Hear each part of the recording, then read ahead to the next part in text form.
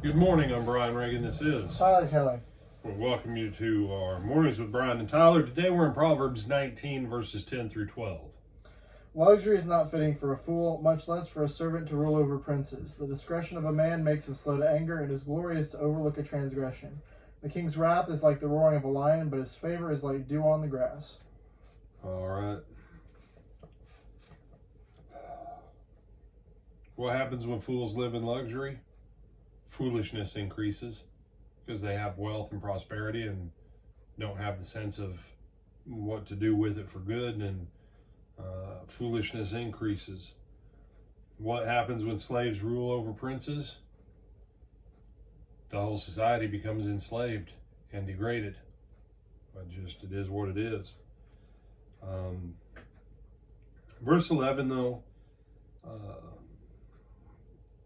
people do stuff and make us mad all the time. It's your choice, though, whether or not, and no one can make you mad unless you let them. Yeah, no, that's not true.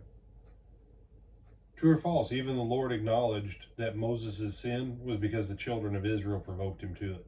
Mm-hmm. Yeah. When you read the Psalms, now granted, the Lord waits, like 700 years, and then the Lord says, yeah, even though I hold Moses responsible for what he pulled with striking the rock when I told him to speak to it, your ancestors, they provoked him until he just could not handle it. So yeah, people can make you angry. Okay. But we have to be wiser than that. We have to be wiser than that. And here's the other great truth.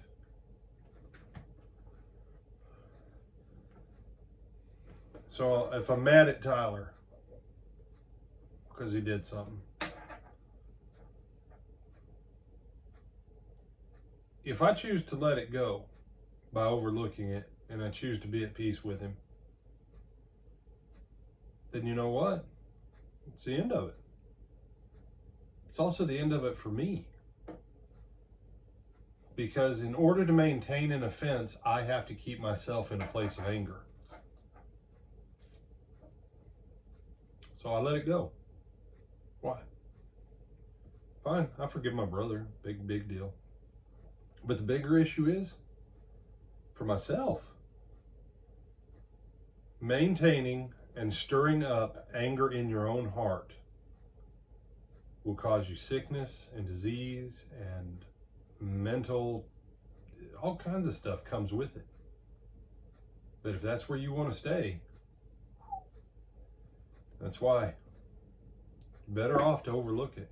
Just move on, let it go. Quit stirring it up.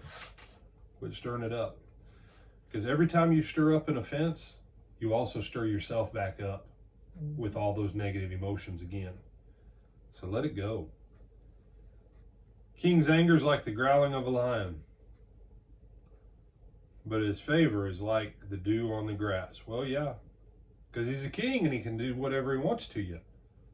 Okay? So the king, and I think it's kind of funny how it is here, the king needs to be one who's not a fool, needs to be one who wasn't a slave, and needs to be one who's slow to anger and overlooks offenses. That's what a king needs to be. If you think about some of the presidents we've had in our own country, always bringing up everybody else's treacheries against them, they don't need to be president. We don't need presidents like that. I don't care what party they're part of. If every time they're speaking on something, they're talking about things in the past and stirring stuff up, that's not a good king. Not a good king, not a good president. So, anything you want to add? No, sir. All right.